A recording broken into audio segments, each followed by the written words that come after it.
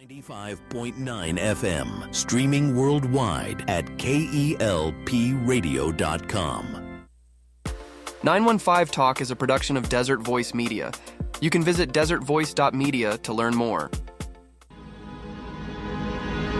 915 TALK. The world is looking at El Paso. What will we say to the world? From the KELP studio in El Paso, this is 915 Talk. And now your host. Good afternoon. This is episode 207 of 915 Talk. We get together each and every weekday afternoon at 4 p.m. to, as we say, learn to love our city, love our neighbors, give God all the glory. We've talked about so many things over this past year and a half. We've had surgeons in, we've had, of course, church, nonprofit, community leaders in, all talking about what they do in the city as we learn about El Paso, the borderland, southern New Mexico. But today we're going to have a bit of a somber episode. We're going to be talking about what I believe to be the most defining day, of course, in modern El Paso history, for sure. It was on August 3rd, 2019. A mass shooting took place at the Walmart here in El Paso. A young man came to El Paso, shot 45 people, killing 23 and injuring 22. And today we have the lead FBI investigator for the Walmart shooting here in the studio. We're going to be talking about everything that happened on that day and after that day. So I'd like to welcome Mike Cordero to 915 Talk. Mike, welcome. Oh, thank you very much for having me. Yeah, so Mike, so much to talk about, and it's obviously a heavy topic. It's a big topic. So many different ways we could go with this, but let's just start off with August 3rd, 2019, from your perspective. I was just sitting at home. It was like any other Saturday in the summer, trying to get work done in the yard before it starts really getting. And had just finished up working outside, and then every phone that I had started just ringing, blowing up, and it was from the office. So I was the evidence response team leader. So immediately got on the phone, talked to my chain of command, and it was like all hands had to report to the office. Wow. So that's how that thing started. Yeah, okay. So you knew something big was happening. Yeah. They didn't give us many details. They just said it was like, hey, mass shooting at the Walmart, and they gave us the address, and I'm like, okay. I just told my wife and my daughters, and I'm like, I gotta go. I don't know when I'm coming back. So just got into my bureau car and then reported to the office, as did every other FBI agent in the division. Okay. And so from your point of view, what happened that morning? Well, from the perspective of the shooter, he drove into town looking for a location where he could go ahead and carry out his plan to go ahead and do that. And we'll get into the specifics after. Right. But then, from our perspective, is really we were just trying to catch up, trying to get a handle on what was going on, and then trying to prepare our response and coordinate that with all the other law enforcement officers in town. Right. So I guess the way it works is there's the first response, which would be El Paso Police Department, the Sheriff's Department, ambulance, I don't know, paramedics. Yeah, that's those guys and girls, the El Paso Police Department, the EMTs, the fire department, the sheriff's office, they are the real frontline first responders. Those are the people that are actually going to go ahead and show up and do the saving. Right. Those are those, you can't say enough great things about those people. Right. Okay. You can't. It's impossible. They really, they were the first ones on the scene, and it was just total chaos. So that was, and now we're trying to coordinate with them to try to get, assistance out to them, because we don't know how this is going to play out. Yeah, I guess that you use the word chaos, and I guess the other thing is there's massive uncertainty Absolutely. about what's happening in that moment. Yeah, and that's something that, from the perspective of an investigator, you're going out there, but since we're federal, we don't have jurisdiction over local matters. If this had been an El Paso person killing people in El Paso without any other structure, there was nothing. He just decided he snaps and he starts shooting people. We wouldn't have any role in that. But because Ever. We don't. It's a local matter. But because he came... Because it was based on a civil rights issue. Because he came to El Paso with the intent to go ahead and kill people based on their protected right. So their race, religion, creed, sexual orientation. Mm-hmm. If those are any of the reasons why this is happening, then that becomes a federal matter and it's a civil rights matter. Oh, okay. So that's how the FBI gets involved. Mm-hmm. So the locals, if it had just been a local matter, the locals could have asked for our assistance, and our SAC would have made the decisions like, hey, deploy the SWAT team, deploy the evidence response team, and any other assets that we could provide. Right. We'd absolutely go ahead and do that. I was in El Paso for 27 years, my entire career. Not one time do I know of that we did not respond to a local assistance request that we didn't go ahead and go. Yeah. So investigate. Okay, so what I'm hearing you say, correct me if I'm wrong, is you show up, you're present, but you're not taking on responsibility until there's clarity. Yeah, until we can make a determination as to whether we're jurisdictionally going to go ahead and have a role in prosecution. Then we're there as assistance. Almost immediately, it became obvious through local investigations from the El Paso Police Department. Those guys, did the initial interview of this guy, and it came out. It's like, hey, I did this because I wanted to go ahead and send a message. Hispanics are coming in and they're taking our jobs. Like that was his thrust, and it's like, that's the FBI. And we found out. I got to the office probably 10 minutes after the call out. I knew that 20 minutes before we left. So probably within the hour, we knew it was like, okay, we're going to have a role in this. Okay. Right. So, but again, it's like, okay, we're there. We're showing up after the first responders, the true first responders, Texas Rangers, the El Paso Police Department, the El Paso Sheriff's Office. Okay. Those were the guys. Okay. So there's so much to piece together here. I don't even know kind of how to describe this, but you have this young man who is saying Hispanics are taking away our jobs. Yeah. He's 600 miles away. Yeah, he was in outside of Allen, Texas, close to Dallas. Right. So what's the journey for him? He again, interesting. So whenever I put a case together, I always do it on a timeline. Okay. Right? So we go not just from hard facts. I know on August 3rd he showed up in El Paso and this is what he did, but I need to find out what happened prior, and then we need to go ahead and piece everything together that's leading up to this stuff so that we can go ahead and present that to the jury. Right.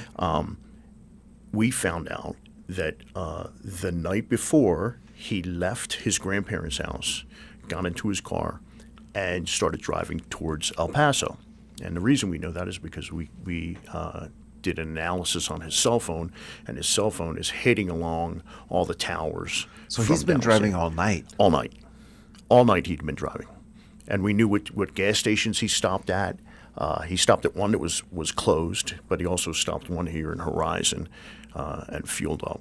So we saw his movement. Once I identify the phone, then I can go ahead and request from the phone companies do something called a preservation letter. So they preserve all of the data, and then we go back and review that. So we can piece together where he was in the intervening 30 days leading up to the day of the attack.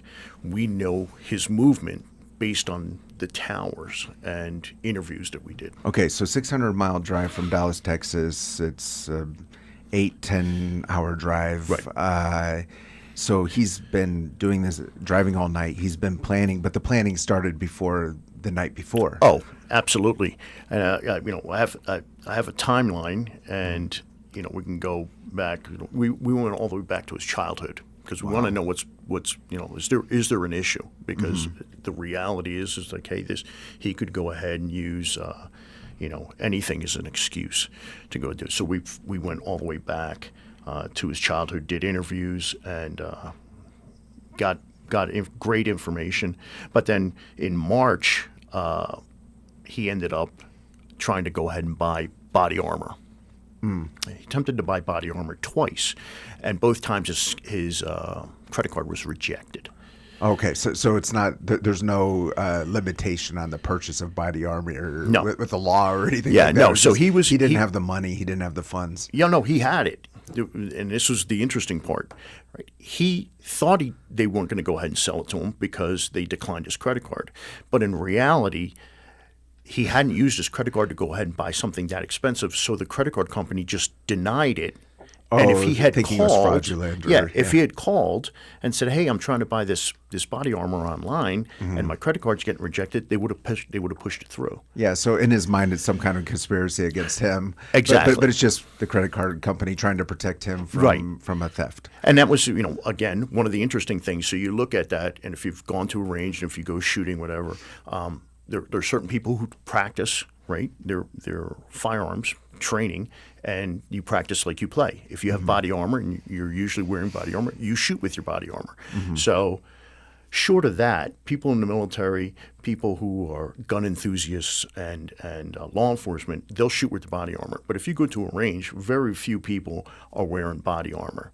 And the defense was trying to push out, he was on a suicide mission. So I pointed to the body armor, and I'm like, if he was on a suicide mission, why is he buying body armor or trying to?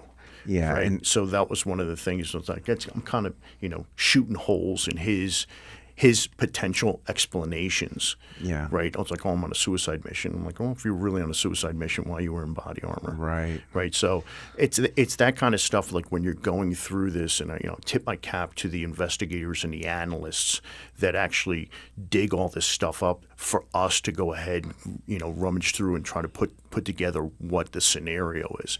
A lot of that stuff we would not have had if not for the great analytical work of our El Paso Police Department, the Sheriff's Office, Rangers, and the FBI. Okay, so he's been planning this for months. Yes, sir.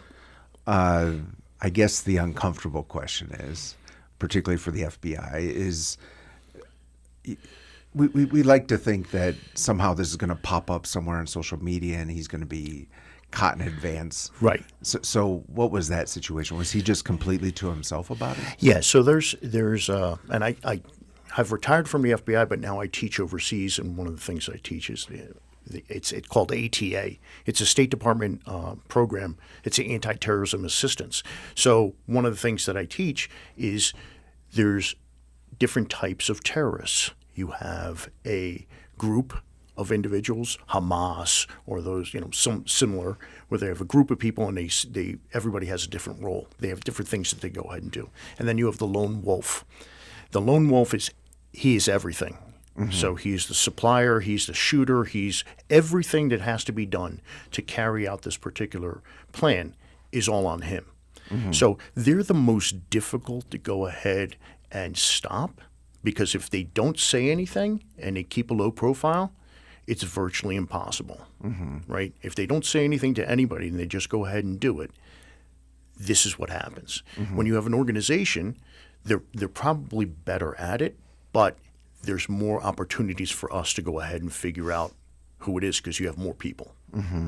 Right? So he was a lone wolf, very difficult. He had some issues with law enforcement. His family had made outcries to law enforcement for different things that he had done. One of which he assaulted his mother and different problems that he had along the way. But none of those rose to the level of anything that would be considered an FBI matter. And the locals, they're hamstrung, because unless the family makes the outcry, like if he assaults his mother, well, it's like, okay, we can charge him with the assault. Yeah. But if they're not going to cooperate, then you really have no case. The mother would have to go ahead and testify. Right. So we're saying he was involved in domestic disturbance, which, not to downplay family in crisis, but that does not go to the FBI. It's not. There's thousands of cases like that every day in America, and no one's following up on And again, right, so it comes down to jurisdiction. I'm not saying it's not illegal. It is, but it's not anything that we would go ahead and investigate. Sure. That's a state and local matter, and those men and women are inundated with cases. If the victim is not going to go ahead and testify or provide information, you're kind of leaving them in a lurch. They don't have the opportunity to go ahead and carry out, the investigation to its fullest because the victim won't go ahead and testify. So that's where they found themselves in this situation. He was, strange in his thoughts and strange when he was coworkers, ideas that he had. So people would go ahead and say, like, oh, man, he's weird, or he got fired from the Cinemark because he didn't like his coworkers, he didn't get along with them. Well, again, those are flags, but they're not things that you're going to go ahead and unique. Say, ooh, I got to go ahead and bring that to the attention of law enforcement or the FBI. Like, what can you do? Yeah, okay. All right, so he's been planning this. He has he's finally got his body armor. He didn't get it. He never got it. Oh, he never got it. No, he tried to buy it never twice. Got it. And he did. If he had called, he would have gotten it. Okay. But he never called. He just thought, I can't get it because I'm not. In my mind, he got it in the third try. But he didn't get it. We're thankful, right? He didn't get it because it could have been a lot worse. Sure. Right. His idea in the interview that they had is like, I thought for sure, being in Texas, that somebody would engage me while I was in the Walmart because it's Texas, right? And lo and behold, there's a little less than 3,000 people in that area, and there were we were talking about that before we went on air. You said, how many people? You asked me, how many people did I think were there and I said a Saturday morning, late morning, 10:30. I said I chose a radically high number. I said 800, and you said 3,000. Yep. They were at Sam's Club and Walmart. The Sam's Club and Walmart, they're adjacent, right? And you have people walking. Shoot, I've done it, right? You walk from one to the other, and as soon as that happened, it almost totally into lockdown. Right. So nobody's leaving that place. They don't know where the shooter is, and all the things that are happening in that moment. So those folks are there. Yeah. So let's talk about that because I think everyone who's listening knows what happened. 23 people were murdered. Yes. 22 wounded. Yeah. We don't need to go into those details, of course. Right. But you were talking before we went on air about how El Paso tends to respond in a crisis. Yeah, and it's I'm not from here. I'm originally from New Jersey, but I got sent here in 1995, and I never left. I love El Paso. I've spent more time in El Paso than I did, back home in New Jersey. El Paso is my home. Right. The folks, when this happened, the number of people who were coming out to help, it's amazing. You can't quantify it. You can't explain it. The problem we ran into with this is that so many people are such, what I call big feeling. This town is big feeling. When there's a crisis, it doesn't matter who you are, where you're from, what you look like. People are going to stop and they're going to help. And that's great. Except in this situation, now everybody's coming to the Walmart. And they hear there's a Walmart, there's a shooting at the Walmart, and the next thing you know, there's a traffic jam. Right. I mean, and we need to get the first responders there because there are people that are injured, and we got to get them, right? Yeah. So, and that's something, God bless, Paso Police Department and the Sheriff's Office. They're the ones that have to deal with that. Right. But that was a failure, and one of the things that we identified was that our communication with the community through the news media and through the radio stations and everybody else was like, hey, this is what's happened. Give them the information, but also tell them, like, please do not go to the Walmart, right? Because we need to get the first responders there. Because people were coming to the Walmart and it was like, hey, we want to go ahead and give blood. well, that's great, but this isn't the place, Yeah, right? right. So, that like I said, they're trying to go ahead and get things done. Yeah. And for the entire time that we were there was never a time that behind the Walmart they had put up a fence. There was never a time that there weren't at least 100 or so people back there. We were there all morning and almost all night, every night, and people were there all the time. Wow. It was amazing, Wow. right? So, and then Just how can I help?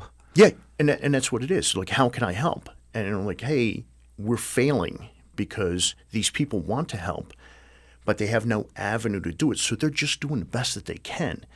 And although, in their hearts, that's what they want to do, it really wasn't helpful in the first few hours of this In the tragedy. chaos of all this. And that was something that we was like, hey, we have to push this information out, especially in this day and age with social media. Sure. And the media was like, hey, I can get information out as fast as I can. These people want it, and give it to them, but also give them instructions like, please don't come here. Right. But if you want to go ahead and give blood, we need people to go ahead and give blood because we have multiple casualties. Sure. And as soon as that went out, blood drive happens, and it was again amazing, an amazing feat. And then the number of people who were donating stuff, food, water. I mean, it was just overabundance of riches that were coming to the crime scene and to the family members. It was amazing. Right. Yeah. So there's this struggle, this challenge for local leadership to properly communicate in a chaotic situation. Yeah. I mean, and thankfully, it's not anything that we, have happen often, but you do need to practice for it. Right. And if you don't, then you're going to be learning as you go, and mistakes are going to be made. Yeah, and we chatted a little bit about this before we went on air. This Walmart is just a stone's throw from this radio station. Yep. So I'm there fairly regularly. Yeah. And it's not easy to get in and out of. Yeah. It's usually a madhouse on any given day. Yeah. There's just all kinds of traffic, and you're in the middle of a crisis. You need to get first responders in and out. You need to control all the traffic. Yeah. And El Paso, with its huge heart, is coming out and trying to help. And as the way I heard you term it is, folks don't have the avenue or maybe the skill set to really be of service. But when those calls for help went out for a blood drive and that clarity came, folks immediately responded. Absolutely. Yeah. Yeah, Okay. and it's a great thing. Like I that's one of the reasons I love El Paso, because of the people. It's just fantastic. Yeah. Okay. So one of the things I've heard about. So I wasn't in El Paso that day. I was living overseas, but of course, I've heard so many stories afterwards from people who were affected. One of the stories, of course, is people who were there and couldn't leave. Yeah, and it's one of those things. The first responders, you just don't know who's who, right? So what they're trying to go and do, and if you haven't been in that Walmart, it's enormous, right? It's a super Walmart. So it's a grocery store. There's a McDonald's in there, the bank, and all the other stuff. Sure. Plus this gigantic, footprint of a store. And that's not that's just a front side, right, where the sales and everything have. But there's an entire back side where they have all the stock stuff and the receiving and shipping and all the other stuff that goes along with that. I mean, it's absolutely enormous. Yes. So when that's happening, obviously people are trying to go ahead and get out, but it's a crime scene. I just don't know who's who. So rightfully so, the El Paso Police Department and the Sheriff's Office and the Texas Rangers shut that area down. Sure. Right? So I was like, hey, sorry, we just don't know. We're in an investigative stage, so we're going to go ahead and try to figure out what's going on. Not that some people didn't go. Some people were able to get out before they locked everything down. But, we go from tragedy to a crime scene, and that crime scene now takes precedence. We have to go ahead and try to figure out what's going on so that we can go ahead and make a determination. Are there other people involved in here? Was there potential explosives in the parking lot? Is this a isolated incident? Is there multiple attacks? Like what? We're trying to get a handle on this, and information's coming in nonstop, and we have to sift through the stuff. Right. Trying to go ahead and get your car because you got groceries in it. I'm like, honestly, on my pecking order, that's somewhere at the bottom. Yeah, and my wife enjoys watching crime shows. Yes. Okay. And so sometimes I'll watch with her, and there's always the scene in the crime show where there's I don't know what you call the argument between the different law enforcement agencies over jurisdiction. And I would think, and particularly when it's so emotionally charged and you have all these people who care so deeply about the city, what does that look like? Oh, it's chaos. And that, that's the one word that I constantly use for this. And eventually we wade through it. But, the ego that's involved in these things, the lack of preparation. Mm-hmm. An interesting thing, and I just talked to our SWAT team leader.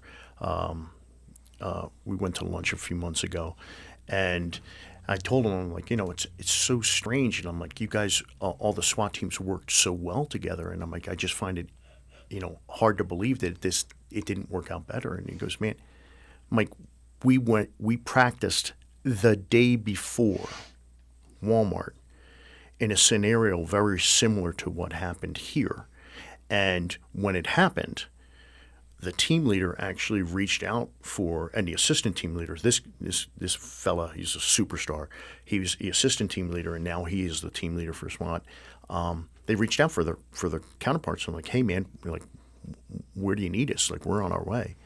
And you can see there's pictures on the side of the Walmart where you have Texas DPS's SWAT team, DEA's SWAT team, BORTAC from Border Patrol, and the FBI SWAT team all lined up on the side of the building, and they never got into the Walmart. They never got in because the El Paso Police Department was not going to go ahead, and they got marching orders like, hey, we're handling this. And the El Paso Police Department SWAT team is very, very few nationally that I would say, I'm like, oh, that SWAT team's better than El Paso's. El Paso's has always had a great reputation. But when those command decisions are being made at a higher level, like, you got guys that you trained with yesterday and they're not getting into the store. And you're like, why is that happening? I've never thought about that. There's SWAT teams for every agency? Not every agency, but I'm going to tell you, I'm like HSI, BORTAC, Border Patrol, they're world renowned, right? Yeah. The BORTAC has gone all over the country to go ahead and find people. They're that good. Sure. So you have our SWAT team, DEA's tactical team, SO, the Sheriff's Office, El Paso Police Department, Texas Rangers. I mean, you've got a team, five teams, and maybe more, and those are the ones I just remembered, that are highly skilled, highly trained, and they literally trained on this scenario yesterday. And they're all there. All of them are there. I mean, it was amazing to see, because in a short period of time, all of these guys and young ladies on the team as well, that got to this location, and they're ready to go. Wow. I mean, they're the cream of the crop. Sure. Right? So that's wow. Yeah, because when I asked the question about jurisdiction, I'm thinking after, but in the moment it matters as well. Absolutely. Like, we don't have the opportunity to go ahead and say, hey, this is going to be an FBI matter. I'm like, it isn't. I'm like, there's competing jurisdictional possibilities. Wow. So for the state and locals, they took a part of it, and sure. and they did they have their own investigation. They charge it differently. We charge a civil rights matter, and that was federal. So that's where we came in. Gotcha. But that was one of the problems. Like, okay, evidence is evidence. It doesn't matter whether I collect it, you collect it, she collects sure. it. It only matters that it's going to go ahead and be used in furtherance of both of those investigations. Right. Right. So that's what's important, and that's what's critical. So, you don't have great teams. You don't make those things overnight. Right. They happen when you train. I know your weaknesses. You know my weaknesses. Sure. I know your strengths. I know my strengths. Yeah. So together, we're very formidable. But if we don't train together and we don't reach out for other agencies and practice with them, then you're going to go ahead and run into, hey, I'm learning on the fly, and that's tough. Right. Okay. So everyone's there. Am I right to understand the shooter was already gone? Yes. So he went in. It took him. So we've been talking for 29 minutes. It took him less than 5 minutes to go ahead and do all of this, all of it. So he went in, and a lot of people don't know this, but he was hungry, so he went into the Walmart to go ahead and get oranges. So we see him cash out. He's standing at where the carts are, and he's eating oranges. And in his mind, during the interview, he says, well, this is as good a place as any. I might as well just do the shooting here, because his original location was a CC's Pizza. Wow. Right. So he was like, well, you know what? I'm tired. I'm hungry. This is my place. So he went He's back. been driving all night. Yes, sir. All night. He's already not mentally stable. Yeah. He's got his issues, and then he's exhausted to boot. So he was just like, you know what? I'm not even going to make an effort. And he's hungry, so he buys oranges inside the Walmart. Yep. And then walks the entire Walmart to go ahead and get a lay of the land. And then he goes out to his car and then uploads his manifesto to a website called 8chan. Okay. And he tried a few times, couldn't connect, finally did.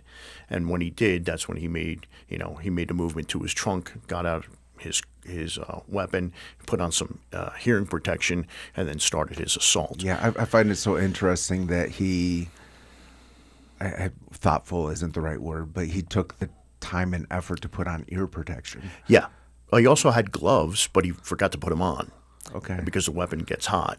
But yeah, the hearing protection is unless you fired a weapon and you didn't have hearing protection. Yeah. It's loud. Right. So I'm not going to say it's understandable. I can see why he did it, because if you fire it without hearing protection, I've lost my hearing, so I wear hearing aids, but it's loud. Right. Okay. So if you're just joining us with Mike Cordero, he was the lead FBI investigator for the Walmart shooting here in El Paso, the most defining moment in El Paso history, for sure modern history. We're talking about that unspeakably tragic day from Mike's perspective. We do need to take a break. Before we go into the break, this is your daily reminder that 915 Talk is a production of Desert Voice Media. The website is desertvoice.media, and you can listen to this or any previous 915 Talk conversation by going to desertvoice.media and clicking on the 915 Talk link. Appreciate all of you who tune in each and every weekday afternoon as we learn to love our city and love our neighbors and give God all the glory. We're going to be back with Mike Cordero after this break. Do not touch that dial. We'll be right back. Don't touch that dial. 915 Talk is listener supported and is a production of Desert Voice Media. That's right. It's people just like you who make this program possible. Together with Desert Voice, you can learn how to better serve our neighbors and pray for our community. To become a Desert Voice Media partner, you can visit desertvoice.media. That's right. That's the website, desertvoice.media. Take a look and join us today in reaching our borderland for Christ. Greetings, KELP listeners. My name is Terry Gray, and I have the joy and privilege of serving as the pastor of Calvary Chapel Sun City, located on the west side of El Paso. I also have the joy of connecting with the radio audience in the borderland through the Summons broadcast heard each weekday at 5 p.m. right here on this station. On Summons, we study the Bible book by book, chapter by chapter, verse by verse, precept by precept. Please join us each weekday at 5 p.m. for Summons right here on KELP.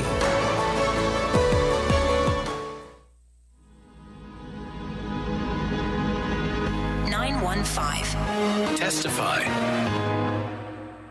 I was 10 years into a 20-year bid in the Texas Department of Criminal Justice, doing 23 hours a day in a cell, solitary confinement. I was at a breaking point in life where I was just hopeless, depressed. I couldn't find no peace. It brought me to my knees in a prison cell, and I met Jesus. He delivered me from addiction, from a life of crime, the gangs, from evil, wicked ways. To the gang member that's lost, to the drug addict, Jesus loves you, and no matter what you've done in this world, in this life, the doors are open. When I met Jesus Christ, he touched my heart in a powerful way. I was once a heroin addict, a thief, an all-around bad person. My name is Daniel Chavez. I'm from Central El Paso, and I just want the world to know that if he did this for me, he could do it for anybody. They overcame him by the blood of the Lamb and by the word of their testimony. desertvoice.media. This is Pastor Steve Castrita. I'd like to extend the invitation for you to join us in service every Saturday at 5 p.m. at Redeeming Grace Church, El Paso. We are located at 2400 George Dieter inside Iglesia Philadelphia. We're a young church on the east side of El Paso with no smoke, no lasers, and no gimmicks, just the uncompromising Word of God and a call to win the 915 for Jesus Christ. We'd love to meet you and your family. God bless you, and thank you for listening to KELP. We're back. You're listening to 915 Talk.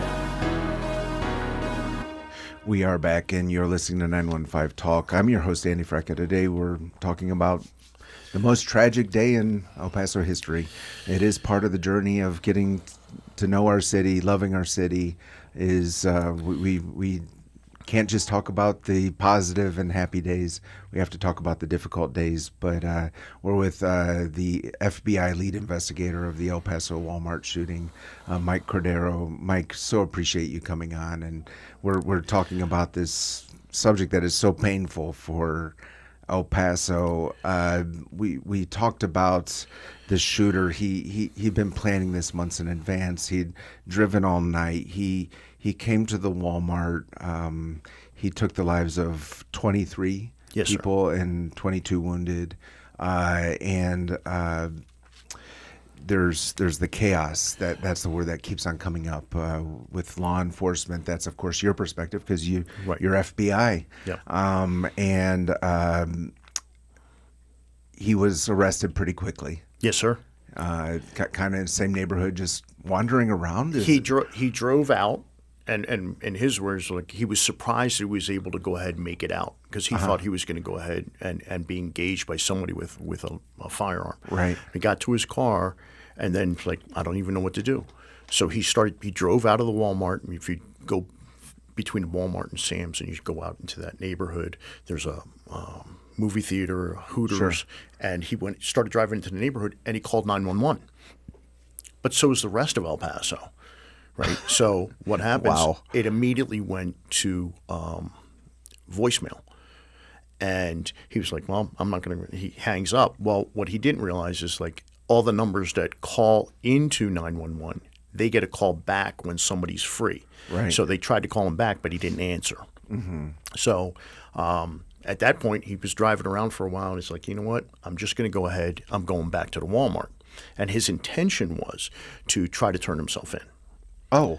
So that's what he said. You know, that was his thought process. History Like I never got wow. I never in his mind he's like I never got past surviving the attack. So when he did, he got to a traffic light. And he was set up to go ahead and make a left-hand turn, but he was at a red light. And that the night before, the El Paso Police Department and the Texas Rangers had gone out into the desert to look for a body, and they were unsuccessful. But lo and behold, they're on their way back to go home, and they get a call. It's like, hey, active shooter at the Walmart. They're literally 1 block away.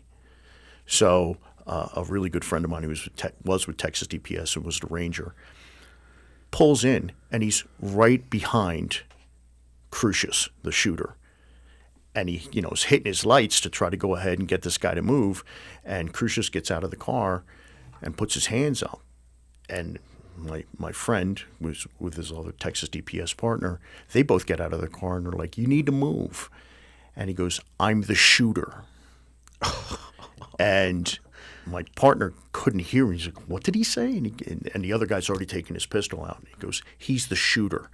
And it's like, and that's where he got arrested. El Paso Police Department, Texas Rangers were the ones who arrested him. So in his mind, he wasn't surviving, and so he was completely confused of what his next steps were. He had so many magazines that were fully loaded and ammunition that he was going to go ahead and continue shooting until he was dry, until he was done. But the reason, and the agents that asked the questions, like, "Why'd you stop?" And he says, I didn't realize there was going to be that much blood. Yeah. So that's why he left. Wow. Yeah. So I mean, he had a plenty of ammunition where he could have done a lot. It could more have been damage. much worse. Could have been much worse. I mean, tragic nonetheless. Yeah, of course. Yeah, But yeah. Wow. Okay, so he's in custody. Then what? Then he gets. They took him to the to headquarters, El Paso Police Department headquarters, and they start interviewing him. It's two Hispanic agents, two Hispanic investigators, and he wasn't given a lot of information. Why? Because he's not going to be interviewed by Hispanics because, hey, he didn't like Hispanics, right? That was one of the reasons he came here. So we and not that they didn't do a great job, and these guys were fantastic investigators. It was just that, like, this guy is not he's not going to be receptive to anything that you have to say. And even with that, they still got incredible information. But we sent in two Anglo guys. Okay. Both attorneys. One was a seasoned agent, like one of the best agents we've ever had in this division, and then a newer guy, and he was an attorney in his former life, and they absolutely got this guy to go ahead and talk and give up all the information and everything that we needed to go ahead and make this case.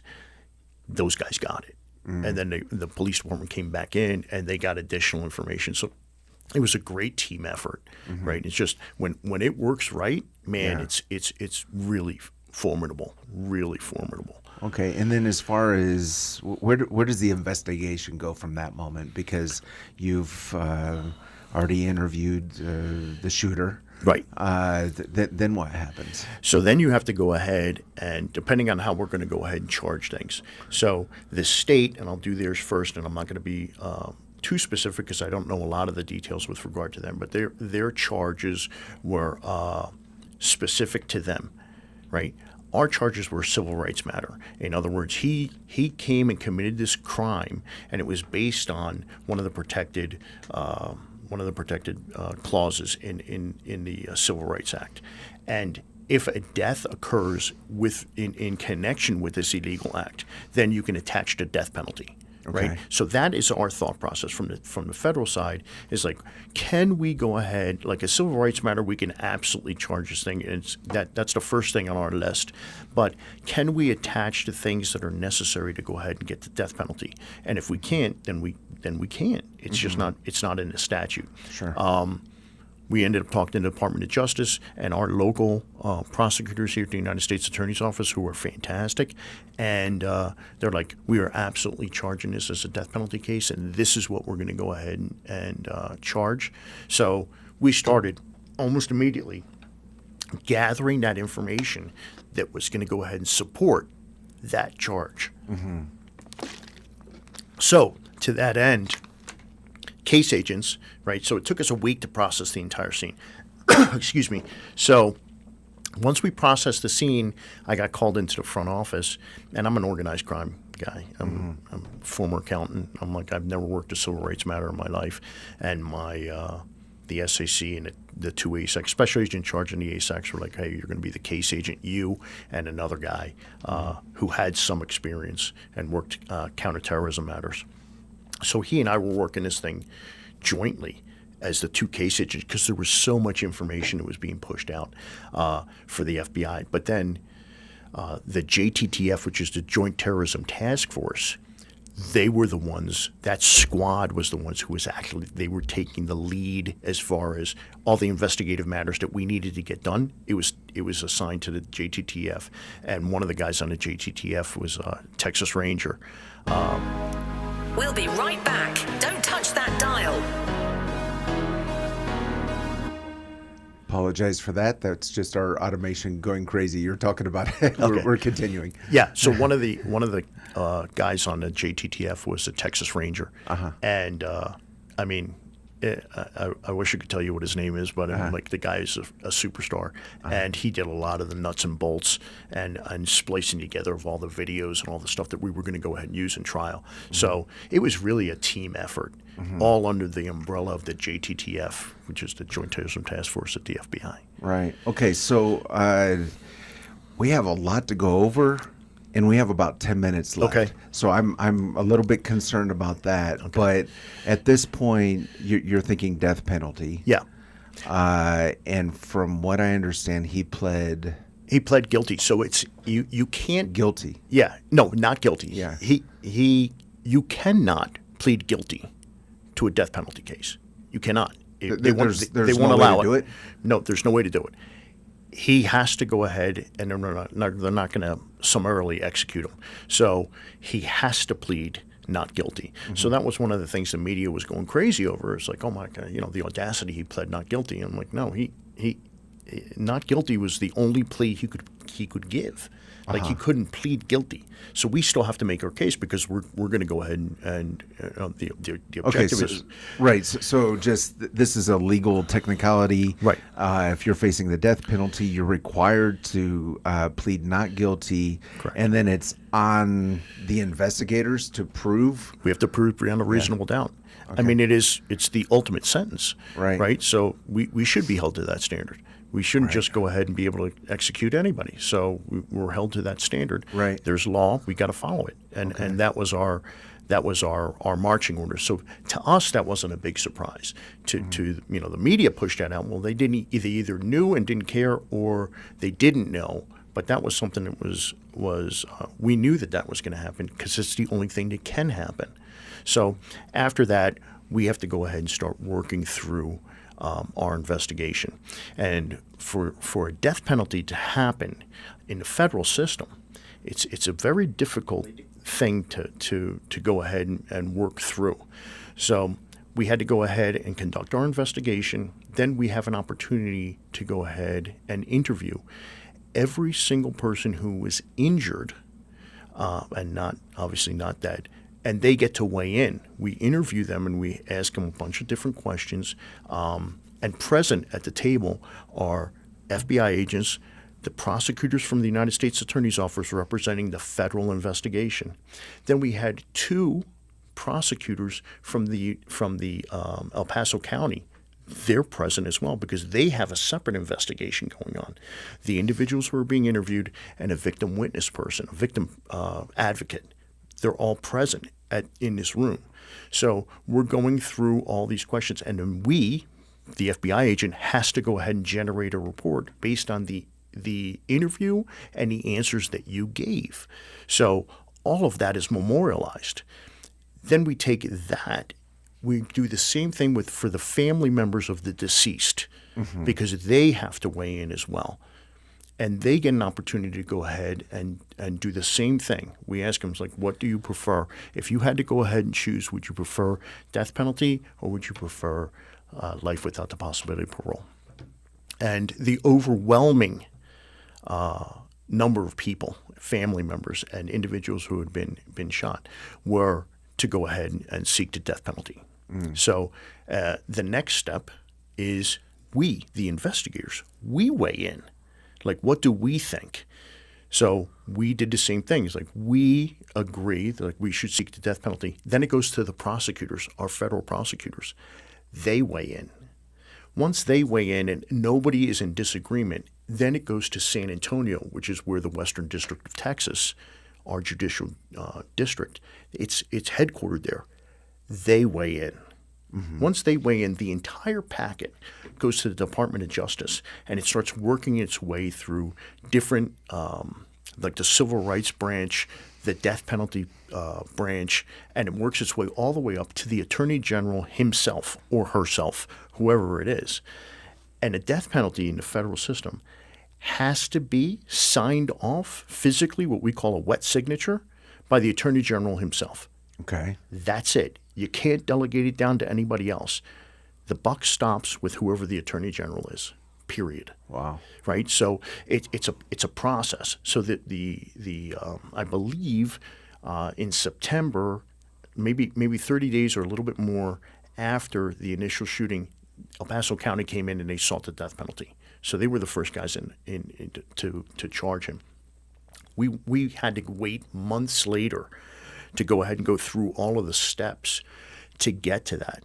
And it actually made it to the Attorney General's desk. And a lot of people don't know this, but I can go ahead and tell you now. The day before Joe Biden was to be inaugurated, our packet hit the Attorney General's desk. Okay.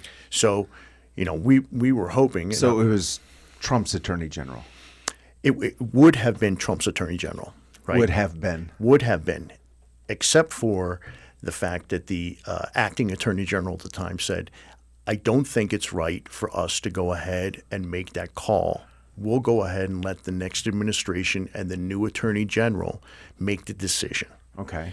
And I'm originally from New Jersey, so Delaware and New Jersey are really close, and I've known about Joe Biden since he was in the House of Representatives, and that's when I told my team, I'm like, it's not going to happen. Like, we're not going to get the death penalty. He's been a staunch adversary. Okay. He's an anti-death penalty guy. Always has been. So Biden's Attorney General did not sign it. No, it was Merrick Garland was, but they waited until the midterm elections. So here's the time frame: the day before Biden gets inaugurated, it hits the Attorney General's desk. They wait 2 years until after the midterm election, and then they came out and said, "We're not going to go ahead and seek the death penalty." We're not going to. They are not, and we did not. Okay. So the Department of Justice. Justice. So what's that like? First of all, for you as someone who's, it's emotional because I'll tell you, there were things that we were not going to be able to show at trial because they would have been so prejudicial that anybody seeing that wouldn't have given this guy a fair shake. And I'm not saying that I'm defending him. I'm defending the Constitution. He deserves his day in court. Mm-hmm. He has to. I will fight for that until the day I die. I spent 27 years of my life doing the same thing. He deserves his day in court. Yeah. And he needs to face justice. Yeah. That's how I felt about it. Knowing what I knew and seeing what I've seen, there was no way in the world that anybody who was working on that case was happy about the decision that the Department of Justice made. That said, that's how this system works. Let me ask you this as well, and I don't know if you can even speak into this, but is it normal for it to drag out that long? Yeah. Yes. So because I kind of moved into El Paso in the middle of all this, right? And people are talking about that this has just been too long, and it's been too long, but what's the appropriate time to go ahead and have the government take your life? Yeah. You deserve your day in court. We are not a country and government of men. We're a country of laws. He deserves his day in court.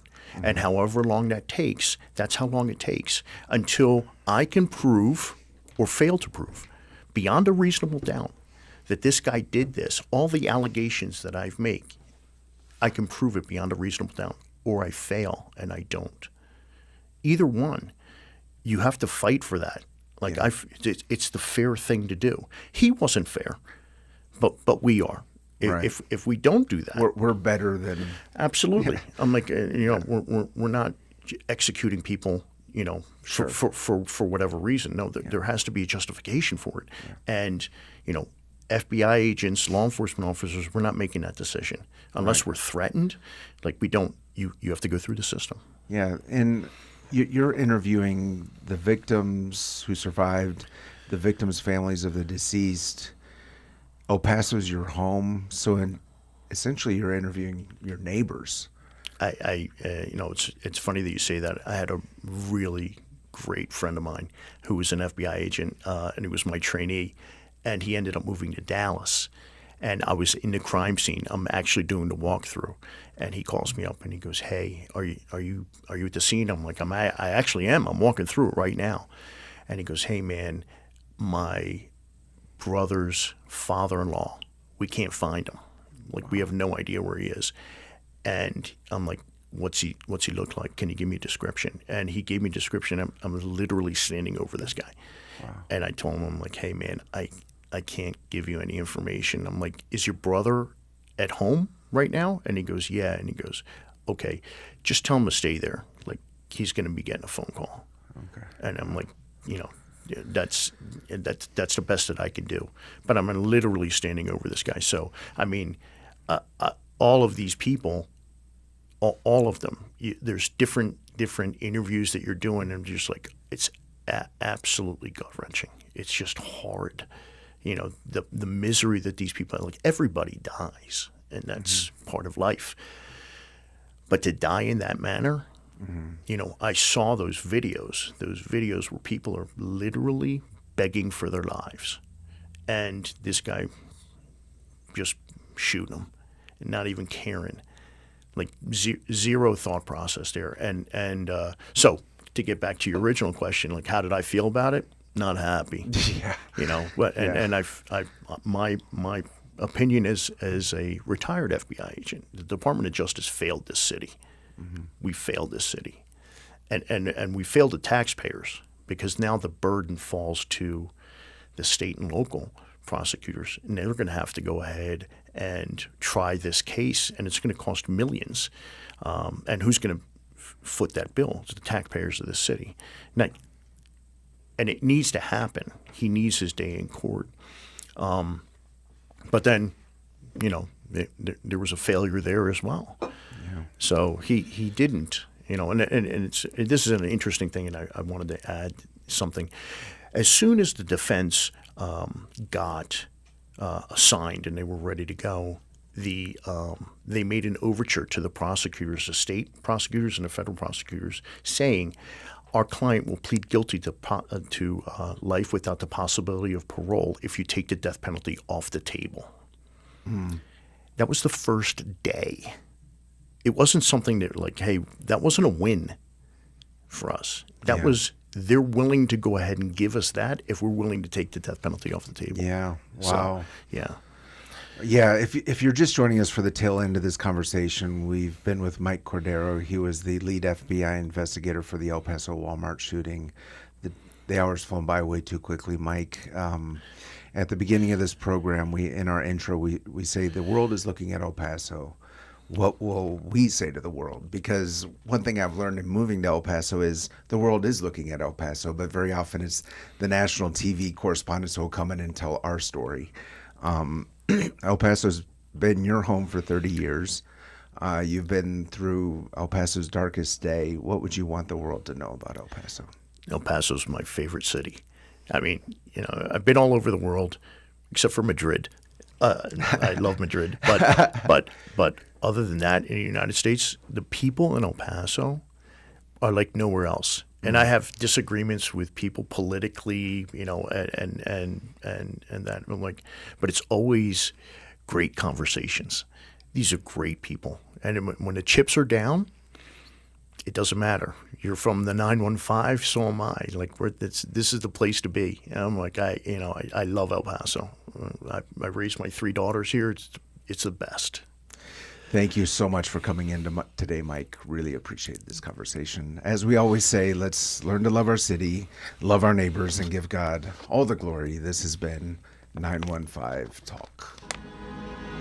You have been listening to 915 Talk, a production of Desert Voice Media. To listen to this or any previous edition of 915 Talk, just visit desertvoice.media and click on the 915 Talk link. Let's continue to learn to love our city, love our neighbors, and give God all the glory.